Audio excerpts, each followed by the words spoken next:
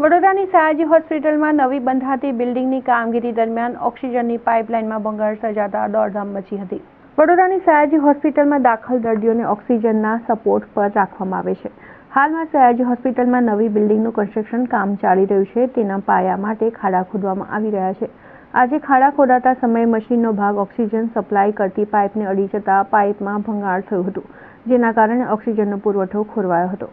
આ અંગેની જાણ થતાં સયાજી હોસ્પિટલના સુપ્રિન્ટેન્ડન્ટ ડોક્ટર રંજન અય્યર, પીઆઈયુના ડેપ્યુટી એક્ઝિક્યુટિવ એન્જિનિયર, સ્ટોરના મેડિકલ ઓફિસર તથા ઓક્સિજનની લાઇનનું મેન્ટેનન્સ કરતા કોન્ટ્રાક્ટર દોડી ગયા હતા। તેઓએ તરત જ ઓક્સિજનની બીજી લાઇન ચાલુ કરી દેતા ઓક્સિજનનો પુરવઠો ચાલુ થઈ ગયો હતો, જેના કારણે દર્દીઓને હાલાકી ન થઈ હતી।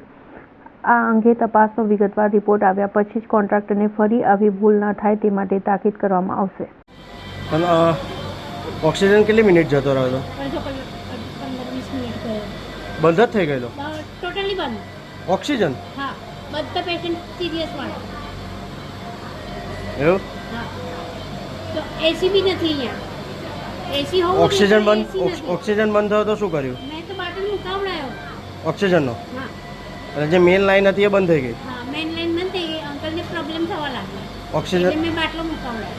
અચ્છા, શ્વાસ લેવામાં તકલીફ થતી? હા, એમને અમે ઓક્સિજન કમ પડે છે।